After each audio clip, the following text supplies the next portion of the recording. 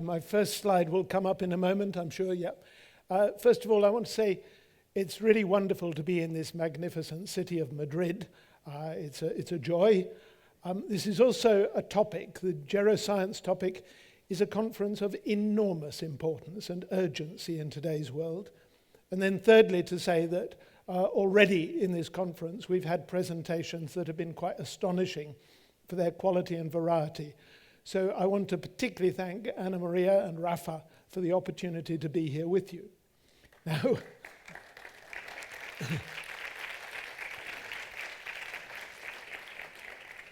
where I'm a little more hesitant about thanking Anna Maria and Rafa is in their assignment of me to this particular topic. Because if you've read, if you know of my work, and we saw a short summary in the introduction, you might be asking yourself, what does this guy know about health systems and their design? Well, you're wondering that, and so am I. But I told Anna Maria when we were discussing this that I like a challenge, and so I'm going to give you my best response to the challenge, and I hope it will be at least contribute to some discussion.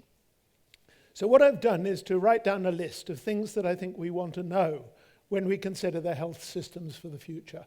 And I'm going to go through this list. I'm not going to talk to every single point individually, but I'll go through them in order. So the first of them is universal health coverage, and then I want to talk a little bit about equality, about fairness, about equity. So in terms of universal health coverage, actually this is a major challenge around the world. Over the last couple of years, I've taken up a volunteer role, in an organization called Age International.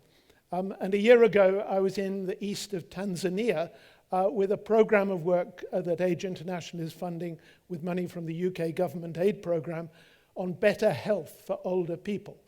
These are just some of the photographs that I took while I was there. The focus of one day was this little present that's wrapped up here, because what Age International had done was to pay for the production of little plastic cards that were health entitlement cards for people aged 65 and older. And it was a big deal. The district commissioner came, we handed out the cards. People could go then, there was health screening, very basic health screening provided. We also included a visit to a geriatric center. The idea of visiting the geriatric center was that we would see the work being done as it would normally be done, but somehow the message got lost in translation, and so we found that the place had been cleared out, no patients at all, bunches of flowers, and two very fine geriatricians standing to attention in their uniforms. That wasn't quite what we wanted. And then we had an amazing day with the Older People's Forum and meeting some of the home-based care deliverers. I could talk for an hour about my visit to Tanzania, but that's not what you want to hear about. But I just want to make the point that universal health care that we take for granted, certainly in many European countries and also in many other countries around the world, is by no means an absolute given. The second thing is about equality. And now I'm going to focus close to home. What I've done here is to take a small section of the metro map of my city of Newcastle upon Tyne in the United Kingdom. And what I've done is superimpose on this some numbers circled in red. And what these numbers indicate are within that region on the map. What is the expected age of onset of the first major limiting disability? And what we see here is something which is called the social gradient in healthy life expectancy. So up here is the kind of the rich end of the line, but if you ride the metro for about half an hour, you come down to this area here, which is an area of significant deprivation, and what we see is that you lose 11 years of healthy life expectancy during that half-hour journey. Now, I don't know Madrid well enough. I know you've got a fantastic metro system because I rode it the other day, but what I don't know is whether you have the same disparities, but I would be surprised if they are not present. We can see some striking examples of how these disparities have an impact on life expectancy.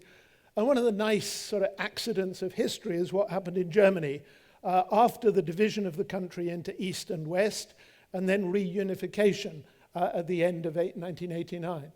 What we see is that during the period when the countries were separate, life expectancy diverged because the provision of healthcare was superior in West Germany than East Germany. But this is a reversible trend because after reunification, we see that the trends come back again together. So that tells us that equality in healthcare provision is certainly something which is entirely achievable. And I think it's extremely important when we think about delivering the benefits that come from the Geroscience initiative, that we should be thinking about the population in its entirety. And we want to make sure that this is not something which purely benefits a few rich people. Something else that we've heard quite a lot about during this meeting, but which is of absolute importance when we consider health in later life, is the presence of multi-morbidity. There was quite an important paper published in The Lancet back in 2012. It's not new that people experience multiple diseases as you get older, but this was a big study and it covered the life course. So what you can see is that the prevalence of multimorbidity increases very dramatically as you get older. At around the same time, I was working on a study that we had started in Newcastle in 2006. This is the Newcastle 85 Plus study. And the design of that study was really very simple. We got permission and funding to approach everyone in Newcastle upon Tyne who had been born in the year 1921. So this was the year of their 85th birthday. And through all the assessments we made and the access to their health records, we were able to determine for every individual whether they had or did not have each of 18 different age-related diseases at age 85. And we've followed them since that, so we're actually still following them. This shows at age 85 the distribution of the numbers of multimorbid conditions. Interestingly, out of the roughly 1,000 people we had in the study, no one at age 85 had no disease, which was a little bit sad. What we found that was 3/4 of the population had 4 or more age-related illnesses, and quite a lot of them had significant numbers, 6, 7, 8, 9 multi-morbid conditions.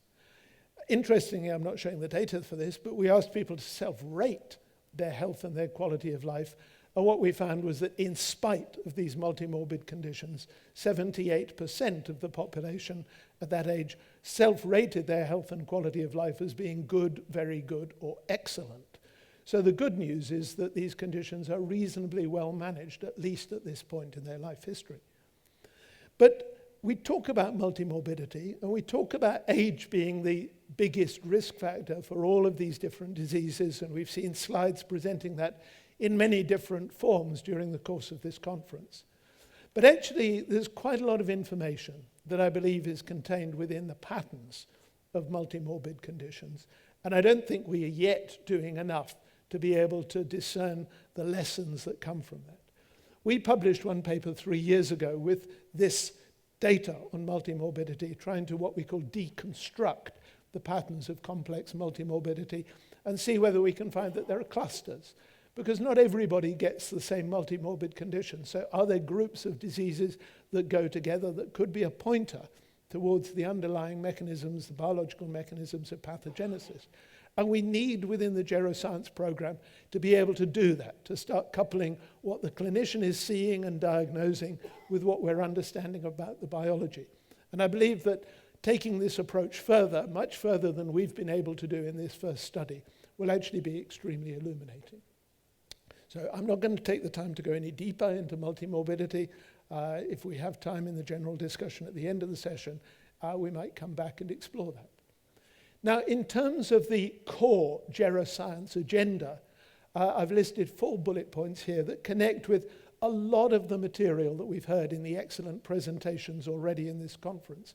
And I'm not going to try to recapitulate the stuff that we've heard, but what I want to do is to pick up on some of the messages that have come out of that discussion and some of the implications that come from that discussion, particularly in the context of the systems for healthcare of the future. So what we really want to do is to become a bit more proactive about the preservation of health across the life course. You know, I'm now reaching an age where I'm watching with great interest to see how the health service treats me. I'm expecting to be called in for sort of examinations and tests. So far, not a lot has happened. But I'm waiting, and I'm waiting with interest. But I would like my GP, my doctor, to be taking a proactive interest in my health and beginning to think about me as an individual and designing a program of personalized health maintenance for me. I suspect that's rather optimistic because much as I love and admire the National Health Service that we have in Britain, it is under resource constraints, and I think I'm going to have to take the initiative on some of this. We would like early detection of future health problems, and we know that in most healthcare systems around the world, we do have screening programs. We have screening programs for breast cancer, we have screening programs for cervical cancer. Men don't come off quite as well as that. There is some screening for prostate cancer, but it's actually not terribly sophisticated and not terribly advanced, partly because there aren't really good predictive biomarkers. Sort of the best assessment is having someone poke a finger up your rectum and sort of rummage around and see whether they can discover the presence of a sort of physically palpable tumor, which is not the favorite examination of my medical experience, but nevertheless an important one. But we would like to be able to apply the technologies that we've heard hinted at already. We would like samples to be taken for panels of biomarkers to be applied to us. Now, biomarkers, again, we've heard a great deal about biomarkers, and I think biomarkers are very interesting and very challenging. But I bear in mind that actually it was precisely 50 years ago that there was an important and challenging paper was published in the medical journal The Lancet, calling for the development and application of a battery of tests to measure the rate of aging in humans.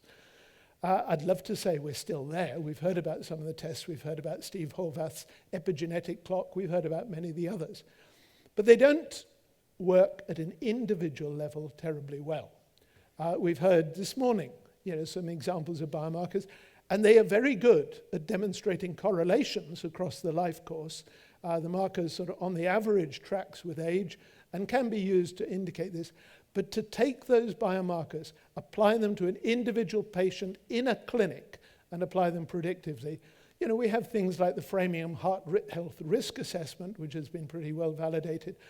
But in my experience and talking to people from other countries, there isn't yet much evidence that biomarkers are finding practice. And I think Leanne, in the presentation we had before lunch, pointed to some of the limitations and difficulties and challenges that we face in bringing the science that we're doing, and it's excellent science, but actually bringing it into the healthcare context. And then, of course, we want early and effective intervention.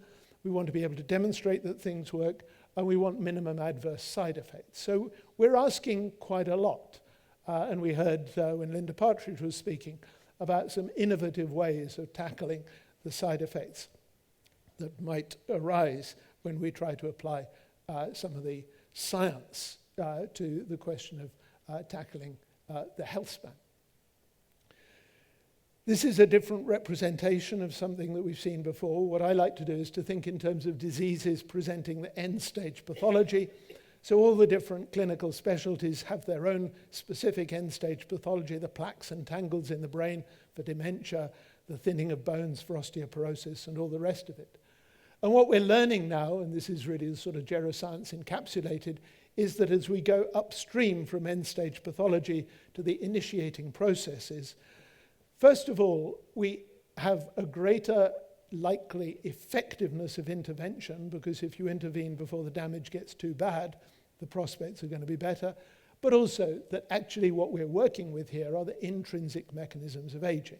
So this is just repeating what we know geroscience is all about. But now the challenges of adapting healthcare systems to be able to deliver the benefits of geroscience are very significant. And I'm by nature an optimist. I had some years ago in a completely different context, we were advising an insurance company on its projections for the future. And as part of that, we had to go through a psychological profiling to see where we sat individually on the spectrum of optimist to pessimist. And I was quite surprised to discover that I was the most optimistic person on the panel. Because when it comes to The challenge is here, I'm going to sound horribly pessimistic, but I think it's realism. I don't think it's pessimism. We have to build the evidence base. The evidence base has to be solid. In the UK health system, before the health system will invest in some kind of innovation, there has to be evidence that it works. We have a National Institute of Clinical Excellence that evaluates the hard evidence that it works. So we need to build the evidence base.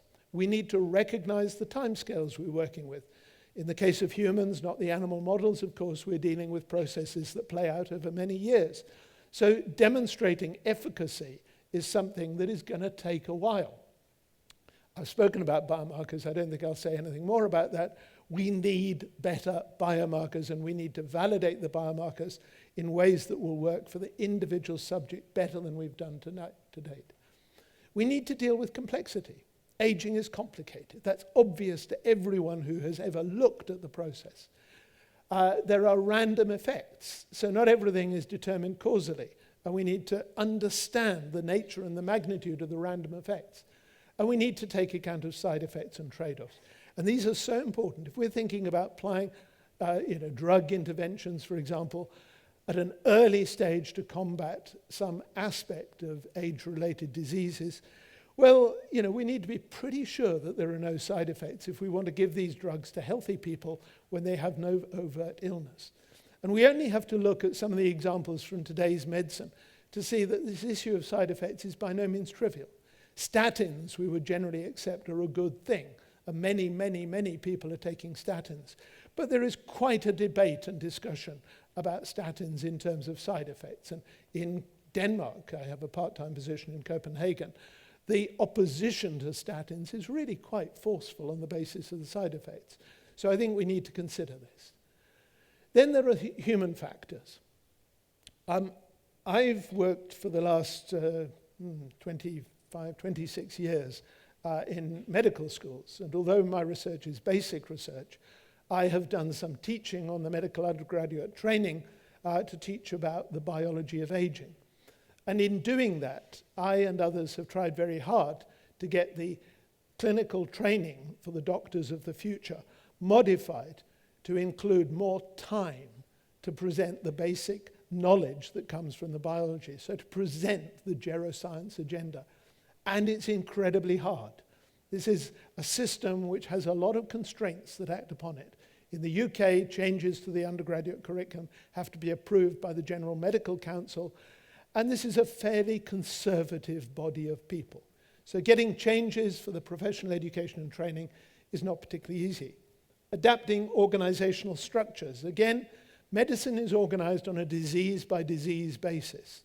Something when I was director of the Institute for Aging in Newcastle I tried to do was to introduce a new kind of clinic which would look at complex multi-morbid diseases, and had partial success. We developed a series of what were called CRESTA clinics, and that was an acronym for Clinics for Research and Service Through Themed Assessments.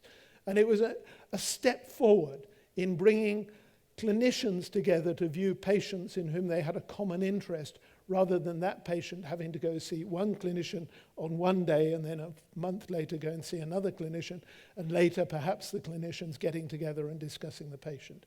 But trying to do this in an integrated way. We need more of that, but it's not easy. And then we need to get patient and public acceptance and compliance, because ultimately the patients, the public are the recipients, the targets of this benefit, and they have to be on board. And the system has to be designed in consultation if it's going to work. Because compliance, the willingness to kind of accept medical interventions, depends critically on the degree that we communicate what they need to understand. Compression of functional decline, I'll speak very briefly about this. I've been talking mainly about diseases, but we have heard about disabilities. And I've become very interested recently, particularly working with a guy called Peter Gore, who has an interesting company called ADL for Activities of Daily Living, ADL Smart Care. And what Peter has been pushing for the last 10, 15 years is this idea of compression of functional decline. This is analogous to the compression of morbidity that we've talked about.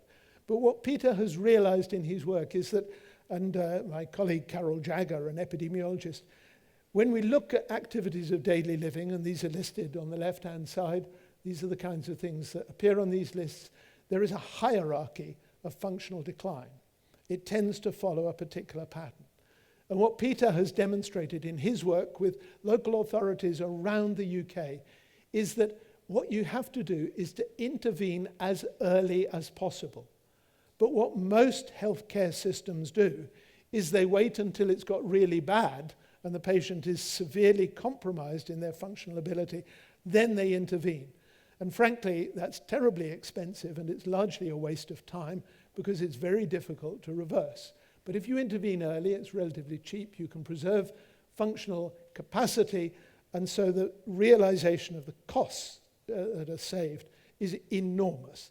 And we had a paper published in the journal Age and Aging last year that was really arguing the case for this concept. It's interesting, Peter, when I met him a couple of weeks ago, was telling me he'd been talking to a care provider in Scotland, and that care provider, I still don't quite believe this, but that care provider in the context of one particular older individual had used some of his budget to buy her a horse.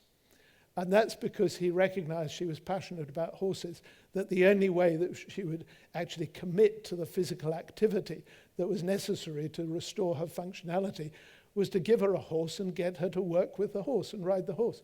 She had to commit to the maintenance of the horse. He wasn't going to pay the bills, but he provided her with the horse. And this kind of innovative thinking is maybe the kind of stuff that we need to see. So the last thing is integration of health and social care. It's so important to integrate health and social care. I'm just going to state that. I haven't. There's a lot of evidence to back that up, and maybe we'll hear more about it. At the moment, the World Health Organization is advocating a decade of healthy aging to come. And the consultation that was, I think it's closed now, on that was very interesting. And I and some other colleagues commented on the proposals for the decade of healthy aging, that the one area where they were falling short was in stressing the importance of integration of health and social care. And I think this is something that would be very nice to see. And then lastly, a good death. However successful geroscience proves to be, we'll maybe extend the health span, but people are still going to die. So we still have to deal with multimorbidity. We still have to deal with functional decline. We still have to deal with end of life. These are a couple of graphs, a set of arrows that I prepared using really hard data from the Registrar General of England and Wales. And they show how survivorship of a cohort with the death rates, age-specific death rates in the year 1900 reduced across the years. That was for 1900, and then a century later for 2000, what had changed? Well, what has changed in terms of dying is of enormous consequence. Because if you go back to 1900, people died at all ages. And not many people died old.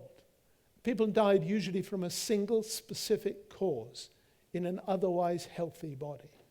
That is a totally different form of death to manage in a healthcare system from the kind of death that we see today. Where very few deaths, regrettably, deaths do occur across the entire life course. But the vast majority of deaths now occur in old age, usually via the sequence of multimorbidity, age-related frailty, dementia that we've heard about. And we have to find better ways of designing our healthcare systems to do this, or we won't have achieved our objective. So maybe it's appropriate to finish a presentation on healthcare systems of the future with the last word being death. And with that, I'll leave you and go on to the next speaker. Here he is.